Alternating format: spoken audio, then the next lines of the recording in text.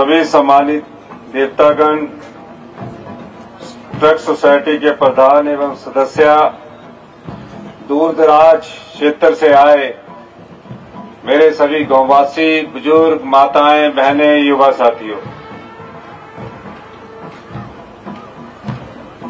कल 15 महीने हमारी सरकार को पूरे होने जा रहे हैं। जब हमारी सरकार बनी उस समय कांग्रेस पार्टी ने मुझे आशीर्वाद दिया और मुख्यमंत्री के पद पर मुझे आपकी सेवा करने का मौका मिला। मुख्यमंत्री बनने से पहले मैं 20 साल तक विधायक रहा। मैं पहले कभी भी मंत्री के पद पर नहीं रहा। मैं कांग्रेस पार्टी की छात्र राजनीति से उठकर युवा कांग्रेस की राजनीति से आगे बढ़ता हुआ प्रदेश कांग्रेस के अध्यक्ष की कुर्सी से होता हुआ मुख्यमंत्री की कुर्सी पर पहुंचा। मैंने जीवन के कई पड़ाव देखे हैं। एक आम परिवार से उठकर, एक किसान परिवार से उठकर, एक कर्मचारी का बेटा होकर और जीवन के संघर्ष से सीखते सीखते जब मैं मुख्यमंत्री की कुर्सी पर जिस दिन मैं शपथ ले रहा था, मेरे मन में सिर्फ एक ही विचार था कि आप लोगों की, आम लोगों की, गरीब लोगों की, किसान के लिए, महिलाओं के लिए, युवाओं के लिए किस प्रकार की योजना बनाई जाए। रात भर सोचता था, दिन रात मेहनत करके मैंने कुछ योजनाएं आपके सामने लाई। 15 महीने में जिस सरकार की आर्थिक व्यवस्था पूरी तरह चरमरा गई हो, जिस सरकार के पास खजाना खाली हो और जिस सरकार को रोजमर्रा का खर्चा चलाने के लिए कर्जे पर निर्भर रहना पड़ता हो, उस प्रदेश का हाल आप जानिए। एक ऐसी व्यवस्था जो पिछले 40 साल से चल रही थी, सरकारें बनती थी, सरकारें चली जाती थी, फिर दूसरी सरकार आ जाती थी। हमने उस व्यवस्था में परिवर्तन किया। मैंने जब अधिकारियों की बैठक ली, अधिकारियों की बैठक लेने के बाद मैंने उनसे पूछा, ये प्रदेश कब तक कर्जे के सहारे आगे बढ़ता रहेगा और कब तक हम कर्जे के सहारे इस प्रदेश की जनता पर आए दिन नए नए टैक्स लगाते रहेंगे और आपसे पैसा वसूलते रहेंगे। उस दिन मुझे अधिकारियों ने कहा, 40 साल से तो ऐसे ही चल रहा है। मैंने कहा, इस व्यवस्था को बदलने की जरूरत है और धीरे धीरे हमारे अथक प्रयासों से, हमारी कैबिनेट के सभी सदस्यों के प्रयासों से हम 12-12 बजे तक बैठक करते रहे और इस व्यवस्था को बदलने की प्रक्रिया शुरू हुई। कुछ नियम परिवर्तन किए गए, कुछ कानून में बदलाव किया गया। गांव का दर्द मैं जानता था, आम इंसान की पीड़ा को भी मैं जानता था। इस बीच में मुझे कुछ युवा साथी मिले, मेरे पास आए।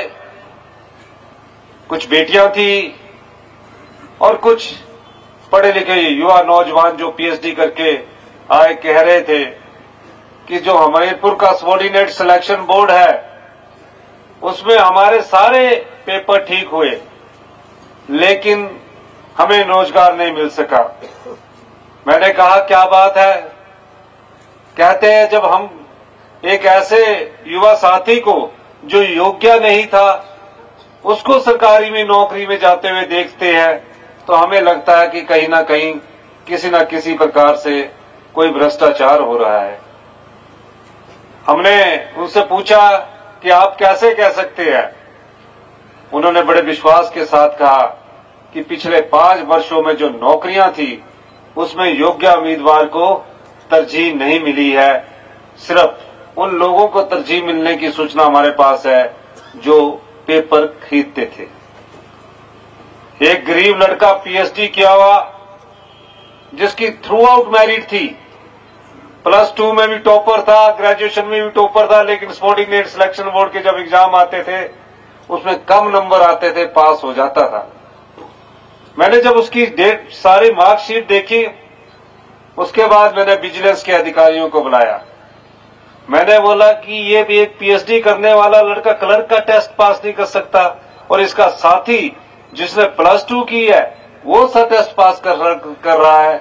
तो मैंने उसी समय ये समझ लिया कि सबॉर्डिनेट सिलेक्शन हमीरपुर में कोई घोटाला होने जा रहा है। जाल बिछा, और सही मायने में जितने भी पिछले 5 साल से पेपर हो रहे थे उनमें पेपर बेचे जा रहे थे, उसमें उस सबॉर्डिनेट सिलेक्शन बोर्ड के कर्मचारी सम्मिलित थे। मेरे पास रिपोर्ट आई, उन्होंने कहा कि ये युवाओं के भविष्य के साथ खिलवाड़ है, मुझे फैसला करना था। मैंने बोला कि ग्रामीण परिवेश का बच्चा या कोई भी युवा साथी वो मेरिट के आधार पर सिलेक्ट होना चाहिए, लेकिन ये जो पेपर बेचने का धंधा और पेपर लीक करने का धंधा, इसको बंद करने की जरूरत है। और मैंने उसी दिन संवैधानिक सबॉर्डिनेट सिलेक्शन बोर्ड था, उस भ्रष्टाचार के अड्डे को भंग किया और युवाओं को ये विश्वास दिलाया कि आने वाले समय में जो मेरिट पर होगा उसको रोजगार मिलेगा। और मुझे खुशी इस बात की है कि 4-10 दिन पहले ही उसमें राज्य चयन आयोग हमने का नया गठन किया, अब उसमें एग्जाम होने शुरू हो चुके हैं। भारतीय जनता पार्टी सोई रही। भारतीय जनता पार्टी के पूर्व मुख्यमंत्री जयराम ठाकुर जी आंखें बंद करके सोए रहे। उनके सामने कई ऐसे उदाहरण आए। पुलिस भर्ती उनके समय में हुई जिसमें पेपर लीक किया गया। हजारों युवा जो पुलिस भर्ती में बैठे, जब पता चला कि पेपर लीक हुआ तो उस पेपर को भंग किया, लेकिन दोबारा से उस पेपर को लिखित में शुरुआत की और दोबारा से उस पुलिस भर्ती को किया, लेकिन कोई इंक्वायरी नहीं की।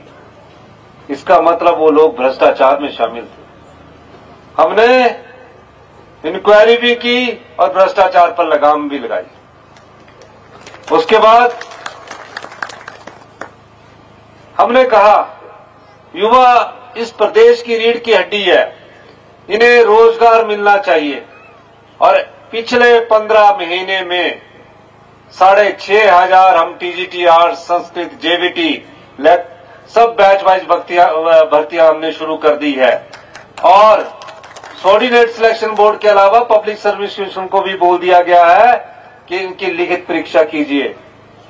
20,000 हमने रोजगार के अवसर इस 15 महीने में पैदा किए, जिसमें वन मित्र, आईपीएच में 10,000 पोस्टें हैं, पुलिस में 1261 पोस्टें हैं, पटवारी की 9,984 पोस्टें हैं। ये सब पोस्टें आपके युवा वर्ग के लिए हम निकालने जा रहे हैं। यही नहीं, भारतीय जनता पार्टी के लोग चीख चीख कर कह रहे थे गारंटियों को क्या होगा। बात सही थी, पैसे है नहीं, फिर भी हमने हिमाचल प्रदेश के 1,36,000 कर्मचारी जो एनपीए में थे, जिन्हें रिटायरमेंट के बाद सिर्फ 3500 रुपया पेंशन मिलनी थी, हमने उस व्यवस्था में परिवर्तन किया।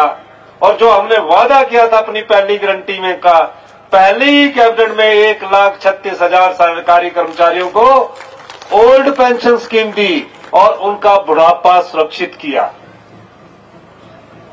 यह सरकार की कटिबद्धता होती है। उसके अलावा जब हमने पहला बजट प्रस्तुत किया, पहला बजट प्रस्तुत करते समय मेरे मन में सिर्फ यह विश्वास था कि हमारा जो कार्यकाल है और जो हमारा बजट है वो समाज के अंतिम व्यक्ति तक पहुंचे। उस दिशा से हमने कार्य करना शुरू किया।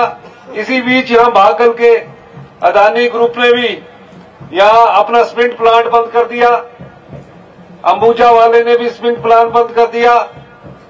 बहुत दबाव था हमारे पर, लेकिन हमने आपके अर्की के जो लैंड यूजर थे उनकी बात सुनी, जो ट्रक ऑपरेटर थे उनकी बात सुनी। सरकार उनके साथ कंधे से कंधा मिलाकर खड़े रही, लेकिन किसी धनवान के आगे नहीं झुकी। आम लोगों के आगे हम साथ कंधे से कंधा मिलाकर खड़े रहे। अभी ये चल ही रहा था कि इतिहास की सबसे बड़ी त्रासदी, इतने ही अत्यधिक बारिश हमारे जीवन काल में हमने पहले कभी नहीं देखी। तकरीबन 16,000 घरों को नुकसान पहुंचा, 4,000 घर पूरी तरह नष्ट हो गए। पूरे हिमाचल प्रदेश में तबाही का ऐसा मंजर था, जिस जगह भी मैं जाता था परिवार के परिवार बेघर हो गए। लोग रो रो के कहते थे, सब परिवार के सदस्यों ने मिलकर एक घर बनाया, रात को हम उस घर में सोए, अगले दिन वो घर हमें छोड़कर चला गया, पूरा का पूरा तबाह हो गया। तबाही का ऐसा मंजर, चाहे गांव थे चाहे शहर थे, बरसात ने ऐसा प्रलय भाया कि 16,000 परिवार सड़कों पर आ खड़े हो गए। हमने टेम्परेरी तौर पर उनको तंबू मुहैया करवाए, लेकिन जब मैं तंबुओं के अंदर गया वो स्थिति मुझसे देखी नहीं गई। मैंने आके ही शाम को अधिकारियों की बैठक ली और कहा, जो ये लोग छोटे छोटे बच्चे हमारे तंबुओं के बीच रह रहे हैं, जिनके पास एक पक्का घर था, हर प्रकार का साजो सामान अपने पक्के घर में सजा कर रखा हुआ था, पानी उसे बह कर ले गया, आज वो तंबू में जिस हालत में रह रहे हैं। मैंने उसी समय फैसला किया कि इन परिवारों को अगर गांव में कोई मकान किराए पर लेना है तो 5,000 रुपया किराया सरकार देगी और 10,000 रुपया सरकार शहर में रहने वाले लोगों के लिए देगी। छोटे छोटे बच्चे जो 8वीं 9वीं क्लास में पढ़ते थे हमारे पास आए कि पिछले 10 दिन से हम स्कूल नहीं गए हैं। हमने उनके लिए एक्स्ट्रा क्लासेस का प्रावधान किया और उनको 31 मार्च 2024 तक उनको रहने का, खाने पीने की फ्री में व्यवस्था की। ऐसा हिंदुस्तान में करने वाला हिमाचल प्रदेश पहला प्रदेश बना। परिवारों को बसाने की बात आई, मैं हिमाचल की जनता का धन्यवाद करता हूं, उन प्यारे प्यारे बच्चों का धन्यवाद करता हूं जहां केंद्र सरकार ने हमारी कोई मदद नहीं की। छोटे छोटे बच्चे अपने गुल्लक लेकर हमें दान दिया और तकरीबन 250 करोड़ रुपया हमें दान के रूप में मिला। यह ऐतिहासिक दान था। कई लोगों ने अपनी एफडी तोड़ के हमारा ऐतिहासिक दान दिया। हमने इन सब बातों को, उनके प्यार को, गुल्लक में दान कोई बड़ा नहीं होता, लेकिन उनकी भावना उसमें इतनी ज्यादा थी जिसने हमें और मजबूत किया कि इन 16,000 आपदा प्रभावित परिवारों की मदद करनी है। मेरी अधिकारियों से बैठक हुई। अधिकारियों की बैठक के बाद सब लोगों ने यह कहा कि हम सिर्फ 1.5 लाख रुपया मकान के लिए दे सकते हैं। मैंने कहा इस कानून को बदलो। कहा यह कानून नहीं बदला जा सकता। मैंने उस कानून की किताब को उठाया, घर में पढ़ा, अगले दिन मैंने नियम को देखा और उसके एक हफ्ते के अंदर हमने उन आपदा प्रभावित परिवार जो बेघर हो गए थे, जो एक रात अपने पक्के घर में सोए हुए थे या कच्चे घर में सोए हुए थे, उनको हमने 1.5 लाख से बढ़ाकर 7 लाख रुपए की आर्थिक सहायता दी। कहीं से पैसा नहीं आ रहा, लेकिन हमारी सरकार के मंत्रिमंडल के सभी सदस्यों ने एक निर्णय किया। सब प्रकार के बजट में हमने कटौती की और जो भ्रष्टाचार के द्वारा पैसा बाहर जा रहा था उस पर मैंने रोक लगाई। और आज मुझे खुशी है कि 16,000 परिवारों को पहली किस्त के रूप में, जिसमें 4,000 परिवारों को 3 लाख रुपए और 13,000 घरों को 1 लाख रुपए की आर्थिक सहायता मिल चुकी है। मैंने कहा इनको बिजली का कनेक्शन भी फ्री होना चाहिए, पानी का कनेक्शन भी फ्री होना चाहिए।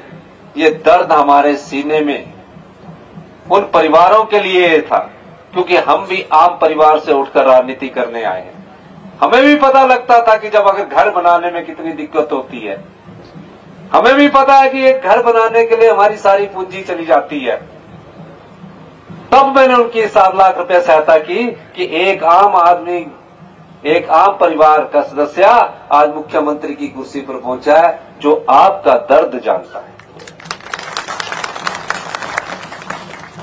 पटवारी के चक्कर लगाते लगाते गरीब किसान आम आदमी थक जाता था।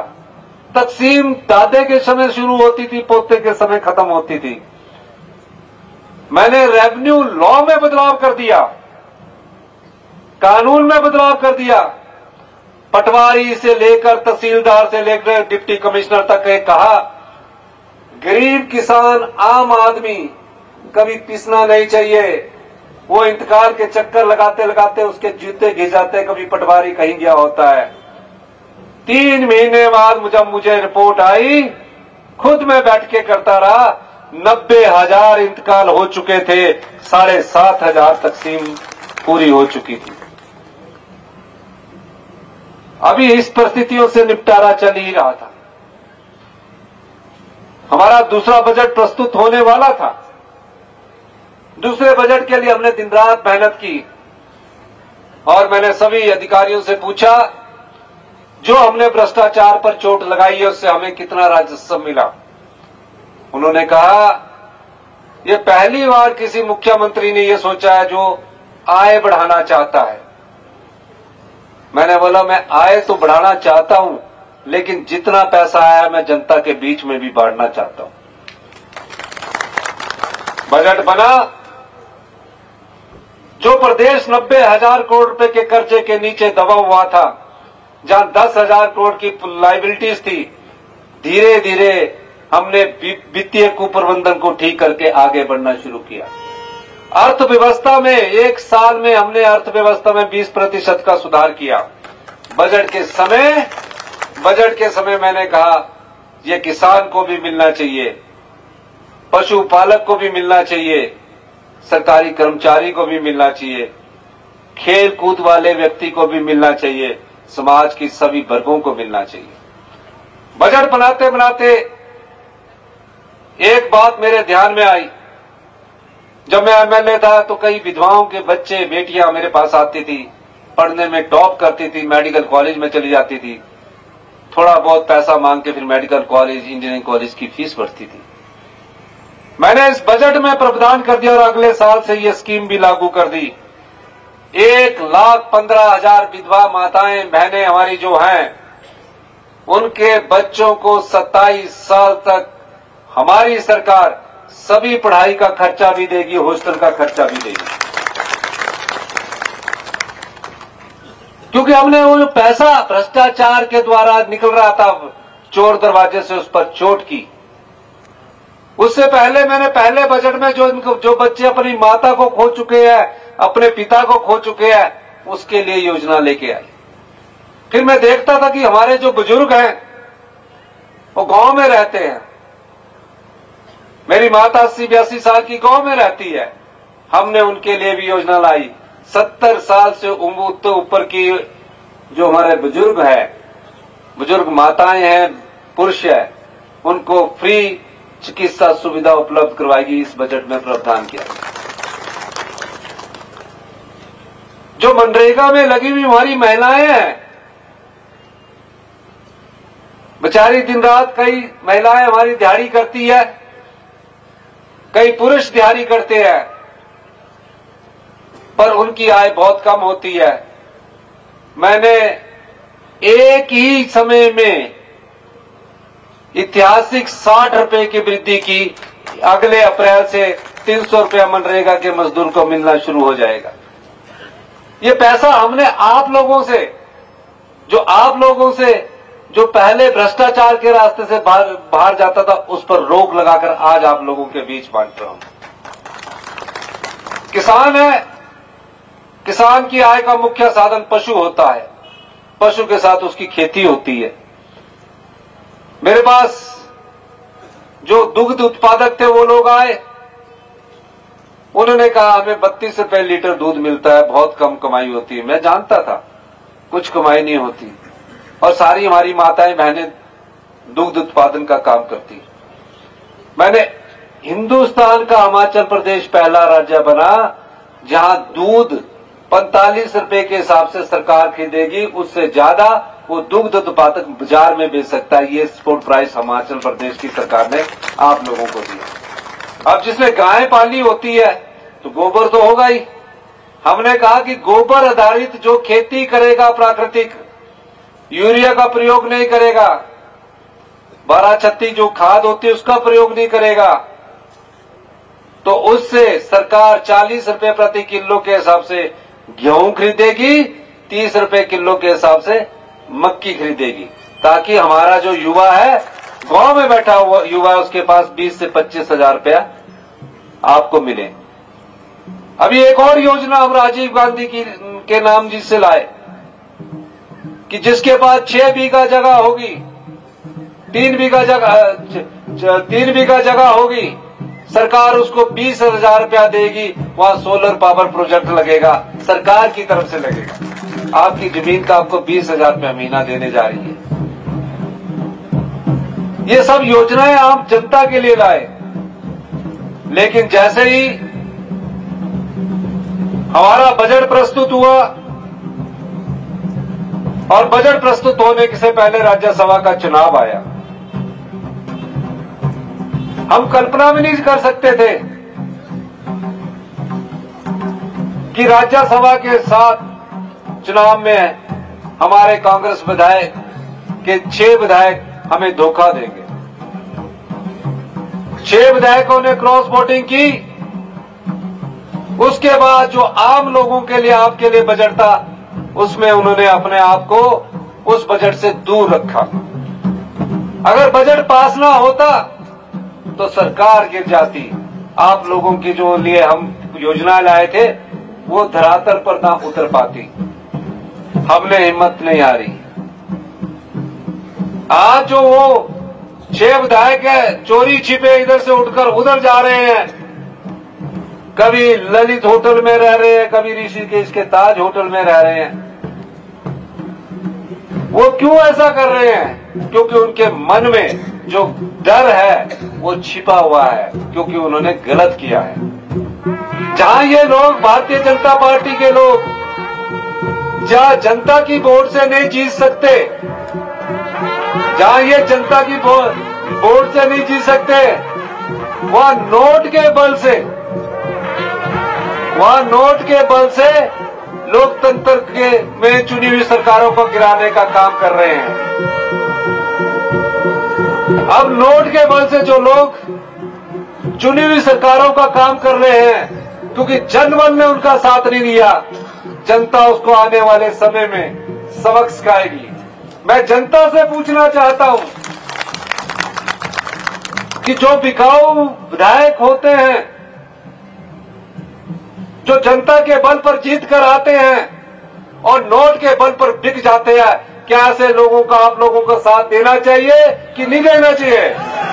दोनों हाथ खड़ा करके बताइए। इसका असली जवाब लोकसभा के चुनावों में मिलेगा। आप चुनावों में जवाब दीजिए। ये मुख्यमंत्री की कुर्सी मेरी नहीं है, मैं तो 30 साल के लंबे संघर्ष के बाद इस पर पहुंचा हूं। ये आप लोगों की कुर्सी है, आपकी सेवा की कुर्सी है।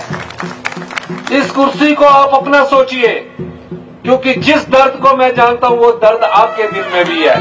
जिस पीड़ा को आप रोज सहन करते हैं वो पीड़ा मेरे सीने में भी है, और ये कोई दो राय नहीं है। जिस दिन इस देवी देवताओं की भूमि में जनता के बल पर चुनकर आने वाले लोग नोट के बिल पर बिक जाएंगे, समाज का कभी भला नहीं होगा। हमें ऐसे तथ्य मिले हैं जहां करोड़ों रुपए की राशि चढ़ाई गई है, वोट आपका और अपनी सुख सुविधा के लिए। ऐसे लोगों को सबक सिखाने का समय आ चुका है। इस लोकसभा चुनाव में जब जाएंगे, आप ये सोचकर जाइए कि जो लोग नोट के दम पर, पैसे के दम पर, धन के बल पर अपनी राजनीति करते हैं, और जो भारतीय जनता पार्टी की राजनीति है, जनता के बिल पर, जनता के वोट से जीत ना सके तो नोट के बल पर सरकारें गिरा दे, उस भारतीय जनता पार्टी को सबक सिखाने का समय आ चुका है। ये आपके हित में है। हम लोग तो बन गए हैं, इसका मतलब ये नहीं है कि हम लोग आपकी सेवा न करें। हम इसीलिए मैं आपसे कहना चाहता हूं हम सत्ता सुख के लिए नहीं आए हैं। बड़ी बड़ी गाड़ियां चाहिए, बड़े बड़े मकान चाहिए, बड़े बड़े महल चाहिए। हम आप लोगों से उठकर आप लोगों की सेवा करने के लिए आए हैं। 2 बजट देख लीजिए। दूसरा बजट हमने प्रस्तुत किया वो आम लोगों के लिए, जनता के लिए था। और आने वाले भविष्य में भी 5 साल हमारी सरकार चलेगी। अगर आपकी ताकत हमारे साथ खड़ी रहेगी, 5 साल आपकी ताकत हमारे साथ चलेगी। क्या आपकी ताकत कांग्रेस पार्टी के साथ खड़ी रहेगी? जोर से बोलो। देवताओं का हमारे आशीर्वाद भी प्राप्त हो रहा है। जहां देवताओं का आशीर्वाद हो, भगवान का आशीर्वाद हो, सच्चे मन से आपकी सेवा करना चाहते हो, झूठ बार बार सत्य से टकराता है। भारतीय जनता पार्टी के लोग बार बार झूठ बोलते हैं। हर बार झूठ का टकराव सत्य से होता है। जितना मर्जी झूठ बोल लिया जाए, जीत अंत में सत्य की होती है। ये सत्य की लड़ाई है, ये लोकतंत्र की जीत की लड़ाई है। आपका सहयोग चाहिए, आपका आशीर्वाद चाहिए। और इसके माध्यम से मैं ये इतना ही कहना चाहता हूं, निश्चित तौर पर हम आपके साथ हैं। सरकारी कर्मचारियों का बुढ़ापा हमने सुरक्षित किया तो हमारे पास एक बहुत बड़ा हमारी बहनें थी। मैंने कहा कि अगले साल 1000 करोड़ रुपया जो बट जाता है आपका, किसी के माध्यम से बट जाएगा, उस पर रोक लगानी है। और हमारी प्यारी बेटियां जो 18 साल की उम्र पार कर चुकी है, जब तक उनके शरीर में अंतिम सांस रहेगा तब तक उसको हमारी सरकार 1500 रुपया महीना पेंशन देगी। ये हमारा पैसा नहीं है, ये आपका पैसा है। ये आपको नहीं खर्च होना है, ये किसान पर खर्च होना है। एक साल में 18,000 रुपया 18 साल से ऊपर की बेटी को मिलने जा रहा है। ये सरकार ने उस पैसे पर जो किसी और माध्यम से भ्रष्टाचार के रूप में खर्च हो रहा था, आपके लिए रोक के रखा है। आने वाले समय में मेरे आप कितने भी भाषण सुन लीजिए, मैं ये दावे के साथ कह सकता हूं 2027 तक हम आत्मनिर्भर हिमाचल बनाएंगे।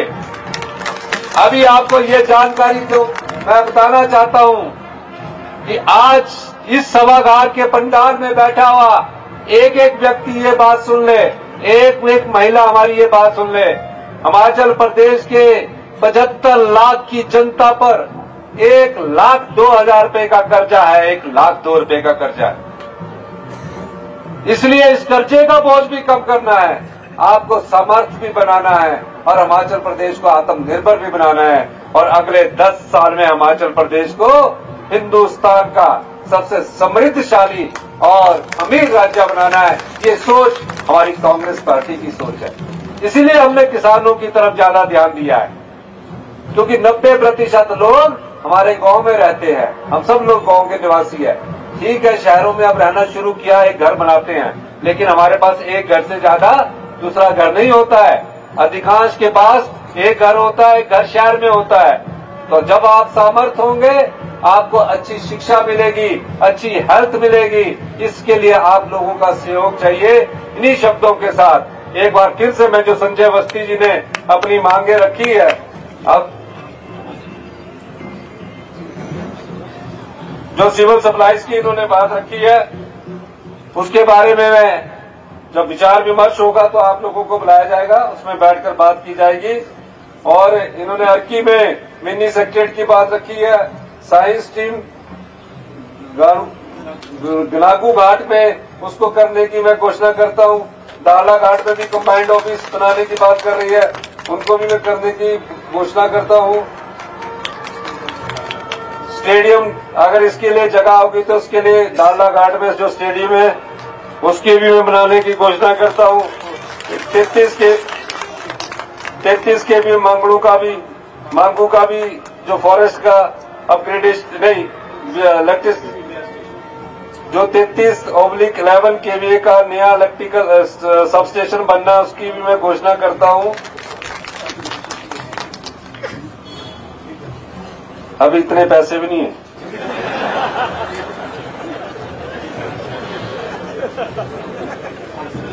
अपग्रेडेशन ऑफ पीएससी दिक्कत तो सीएससी की घोषणा करता हूं और इंडोर स्टेडियम एक अर्की में इन्होंने बोला है और अर्की में करने की, और आईटीआई इन मौलाना, इसके लिए हम एक नीति बना रहे हैं। उस नीति के अनुसार अगर आएंगे तो इसको करने की घोषणा कर दूंगा। पुनियार में जो हॉस्पिटल बनना है उसकी जगह चिन्हित होगी, उसको अपग्रेड कर दिया जाएगा। इन सभी मांगों की, कुछ पैसों का भी सोचना पड़ता है ना, तो उन सभी मांगों की मैं आज घोषणा करता हूं। पर आप लोगों से मैं ये अनुरोध करना चाहता हूं, जो जनता के वोट से जीत नहीं जाए जी, वो नोट के द्वारा जो बिकते हैं, इन लोगों को सबक सिखाने का समय आने वाला है। आपने सबक सिखाना है। धन्यवाद। जय हिंद।